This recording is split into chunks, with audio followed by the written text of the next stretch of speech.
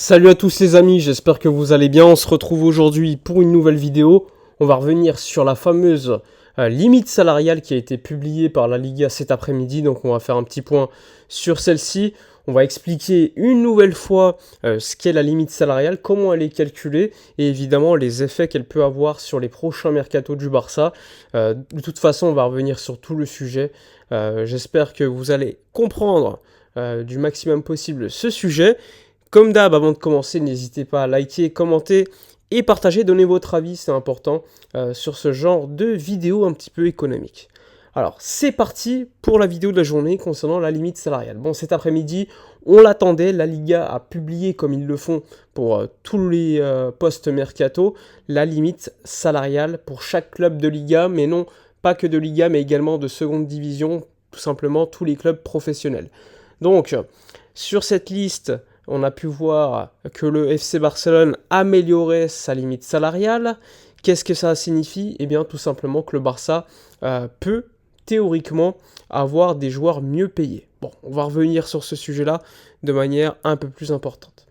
Alors, la limite salariale, tout d'abord, qu'est-ce que c'est? La limite salariale, tout simplement, c'est une limite fixée à chaque mercato par donc la Liga, la LFP, qui, après avoir reçu des documents des différents clubs espagnols, fixe une limite salariale. Alors, il y a des documents économiques, donc les revenus du club, les dépenses, que ce soit les salaires, les primes, etc. Eh bien, après avoir reçu tous ces documents, ils font un calcul, ce qui leur donne une limite salariale. Cette limite salariale ne doit pas être dépassée par les clubs. En effet, si tu dépasses cette limite salariale, la Liga met en place des mécanismes afin de limiter tes dépenses sur les différents mercatos des transferts. C'est ce que le Barça a connu de toute façon déjà depuis quelques saisons. Donc la limite salariale, elle se base sur les revenus et les dépenses.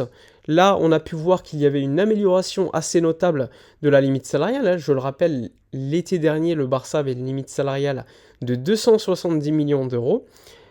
En hiver, elle avait été baissée à 204 millions d'euros de tête. Et aujourd'hui, on a appris donc, que la limite salariale avait augmenté à 426 millions d'euros. Donc une augmentation assez notable. Et ce qui est intéressant également, c'est que dans le graphe de la Liga, on apprend qu'il y avait une limite initiale, donc donnée avant l'été par la Liga au club espagnol. Et ensuite, grâce aux différents transferts, aux opérations économiques effectuées, on apprend qu'il y a eu également des améliorations de ces limites salariales, donc ce qui a pu donner au Barça 426 millions d'euros, alors que en début de mercato, elle était beaucoup plus proche des 354 millions d'euros. Donc, la limite salariale, théoriquement, comme je vous l'ai dit, donc elle doit être supérieure par rapport à la masse salariale. La masse salariale, qu'est-ce que c'est? Eh bien, c'est les salaires des joueurs de l'équipe première, de l'équipe B, mais également des différentes sections du FC Barcelone, mais pas que. Il y a également les amortissements de transfert, les salaires du staff, sans oublier également les éventuelles primes à la signature, les primes de fidélité, etc., etc. Une fois que tu as toutes ces dépenses additionnées, eh bien, ça te donne une masse salariale. Et cette masse salariale ne doit pas dépasser la limite salariale. Si tu la dépasses, eh bien, tu es limité par des règles du fair play financier qui te limitent notamment à dépenser seulement 60% de ce que tu économises, voire 70% dans certains cas en termes de masse salariale, et sur les plus-values comptables, parfois 20%, parfois un peu plus. Donc ça dépend vraiment au cas par cas des joueurs qui partent. Alors, pour quitter ces limites, il faut, comme je vous l'ai dit, avoir une limite salariale supérieure à la masse salariale. Et une fois que tu as donc cette masse salariale inférieure à la limite salariale, tu es ce qu'on appelle au 1 pour 1. C'est-à-dire que tu peux dépenser 1 euro, et pour dépenser 1 euro, tu dois avoir économisé 1 euro au préalable. Alors que lorsque tu es limité, il faut que tu économises beaucoup plus pour pouvoir dépenser 1 euro. Donc ça, c'est important à comprendre. D'ailleurs, pour cela que le Barça avait beaucoup de mal à pouvoir recruter cet été, puisque le Barça était non pas au 1 pour 1, mais à la limite, à la règle du 60% et 70% parfois. C'est-à-dire que pour, par exemple, Mika Faye, qui est parti à 10 millions d'euros environ, le Barça a une plus-value comptable d'environ 9 millions d'euros. Sur ces 9 millions d'euros, tu as pu réinvestir à peu près 20%, c'est la règle du fair play. Et sur le salaire économisé, il y a que 60% de ce salaire économisé que tu peux réinvestir. C'est pour cela que je vous dis que cette règle, il faut vite s'en débarrasser pour revenir à la fameuse règle du 1 pour 1, beaucoup plus intéressante pour le Barça. Et encore une fois, je le rappelle, quand tu économises par exemple 10 millions d'euros au niveau du fair play, ce n'est pas 10 millions d'euros de transfert que tu peux dépenser, c'est 10 millions d'euros en termes de coût annuel pour un joueur. C'est-à-dire qu'il faut l'amortissement de transfert plus le salaire annuel. C'est-à-dire que Dani Olmo, par exemple, il a coûté, on va dire, 60 millions d'euros. Eh bien, dans les comptes, ça ne sera pas 60 millions d'euros. Ça sera 60 millions d'euros divisé par le nombre d'années de contrat. En l'occurrence, même s'il a signé 6 ans, c'est 5 ans qui s'appliquent en Espagne, plus le salaire annuel, ce qui donne environ 12 à peu près en termes d'amortissement annuel, plus à peu près 12 de salaire annuel, ce qui fait environ 24 millions d'euros. Donc c'est important pour comprendre que le Barça pourra éventuellement, lors des prochains mercatos, investir sur des joueurs d'une grande valeur, et on va revenir sur cela un peu plus tard. Bon, aujourd'hui, on apprend que le Barça a une limite salariale de 424 millions d'euros, 426 millions d'euros. C'est important. Le Barça avait, pour comprendre, l'année dernière, une limite salariale, je vous l'ai dit, de 204 millions d'euros en hiver, pour une masse salariale qui était d'un peu plus de 505 millions d'euros. Donc il y avait une différence négative assez importante que le Barça devait absolument résoudre. Ça s'est effectué comment ? Eh bien, la Liga a mis en place de nouvelles règles. Par exemple, les dépenses Covid, les pertes Covid ont été mises sur 10 ans au lieu de 5. Il y a eu également les travaux. Lorsque tu dépenses de l'argent pour des travaux, la Liga a également assoupli les règles à ce niveau-là. Bref, quand tu additionnes tout cela, le Barça a pu améliorer sa limite salariale de manière assez importante. On était arrivé avant le mercato à 354, et ensuite, après le mercato, plus 72, on était donc à 426 millions d'euros. Aujourd'hui, ce qu'on sait, c'est que la masse salariale l'année dernière était de 505 millions d'euros. Il y a eu des départs de joueurs qui étaient en prêt, comme Joao Félix, comme Cancelo, mais en échange, tu as récupéré des joueurs comme Ansu Fati, etc., etc. C'est important à comprendre, et malgré le fait que le Barça n'ait fait qu'un transfert important avec Dani Olmo, le Barça a aujourd'hui environ une masse salariale calculée aux alentours à peu près 486 millions d'euros. Comment on le sait ?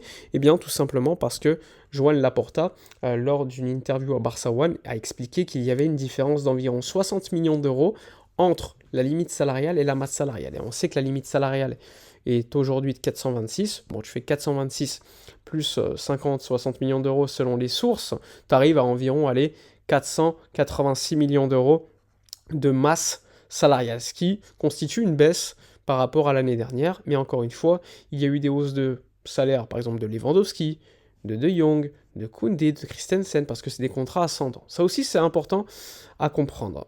Donc, un Barça qui a encore 60 millions d'euros d'écart à résoudre pour arriver peut-être au mercato d'hiver à la fameuse règle du 1 pour 1. Donc il y a quelques mois pour que le Barça réussisse cet objectif. Comment atteindre cet objectif de 60 millions d'euros ?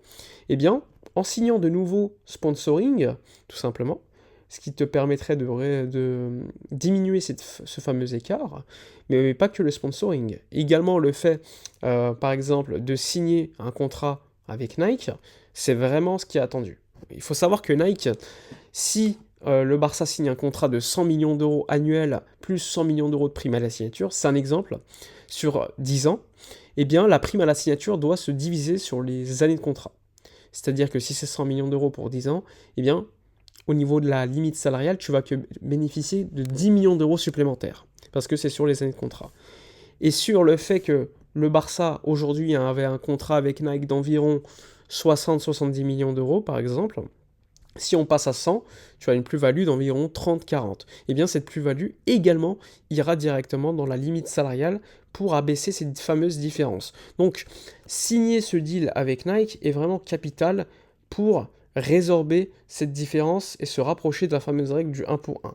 En plus des nouveaux sponsoring qui peuvent être intéressants, sans oublier des ventes de certains joueurs, peut-être, ou des diminutions de certains salaires. Ça peut être également quelque chose de prévu lorsque tu prolonges un joueur, vu que tu élargis l'amortissement de transfert, eh bien ça peut également baisser de manière légère la différence au niveau de la masse salariale. Ça aussi, c'est un élément à comprendre. Il y a également d'autres moyens, par exemple, régler définitivement le problème avec Barça Studios. Je le rappelle, le Barça attend le 16 septembre une assemblée générale de libéraux qui doit vendre les 3 et quelques pourcents d'actions qu'il leur reste à environ 15 millions d'euros pour que le Barça reçoive ces 15 millions d'euros, ce qui permettrait une nouvelle fois d'augmenter et de diminuer le blocage effectué par la Liga au niveau du fair play, et donc se rapprocher de la règle du 1 pour 1. Tout cela, il faut le comprendre, et donc, via quelques calculs, tout simplement, vous pouvez comprendre que le Barça se rapproche de cette règle du 1 pour 1. D'ailleurs, la Liga,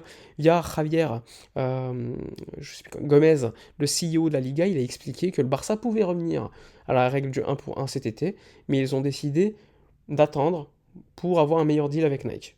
Ce qui est compréhensible, Laporta l'a également exprimé, il pouvait signer avec Nike, mais avec un deal un peu moins intéressant, parce que Nike avait nécessairement la main mise et était en position de force dans ces négociations, et l'est encore. Voilà. Maintenant, vous allez me poser la question, la fameuse question, d'accord, merci pour cette démonstration, mais lors des prochains mercados, est-ce que le Barça pourra signer des joueurs intéressants? Encore une fois, c'est très simple.